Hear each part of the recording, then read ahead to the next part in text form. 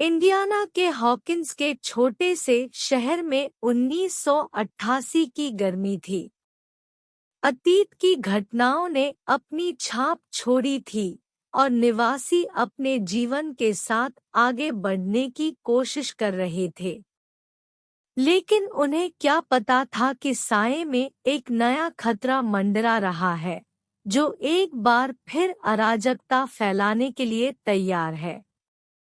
जैसे ही स्कूल का वर्ष समाप्त हुआ, दोस्तों का गिरोह माइक, डस्टिन, लुकास और विलप ने ग्रीष्मकालीन अवकाश का आनंद लेने के लिए फिर से मिल गए। हालांकि उनकी खुशी अल्पकालिक थी जब एक करीबी दोस्त, मैक्स, बिना किसी निशान के अचानक गायब हो गया। उसे खोजने के लिए बेताब, वे उसकी टेलीकिनेटिक क्षमताओं से लैस 11 में बदल गए और साथ में वे एक खतरनाक खोज पर निकल पड़े। मैक्स की खोज करते समय समूह को एलेक्सी नाम के एक रहस्यमय अजनबी का सामना करना पड़ा, जिसने उसके लापता होने के बारे में जानकारी होने का दावा किया था। अनिच्छा से उन्होंने उस पर भरोसा किया और पता चला कि अपसाइड डाउन के साथ अपने प्रयोगों को जारी रखते हुए एक भयावह संगठन फिर से जीवित हो गया था।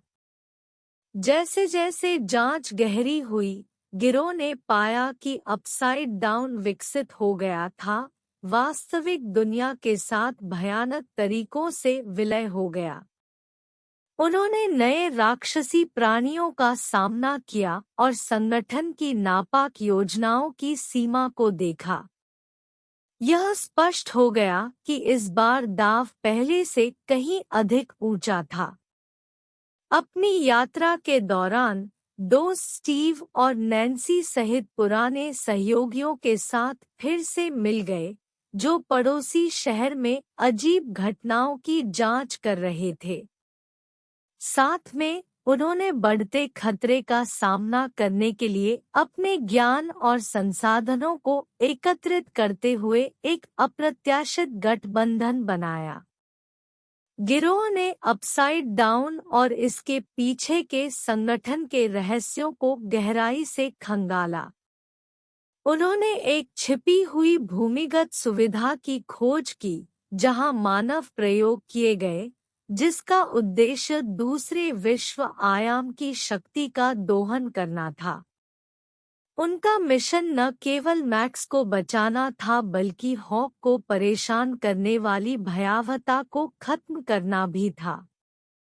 दृढ़ संकल्प और उनकी अद्वितीय क्षमताओं के साथ सशस्त्र समूह ने रास्ते में अकल्पनीय खतरों का सामना करते हुए सुविधा में घुसपैठ की।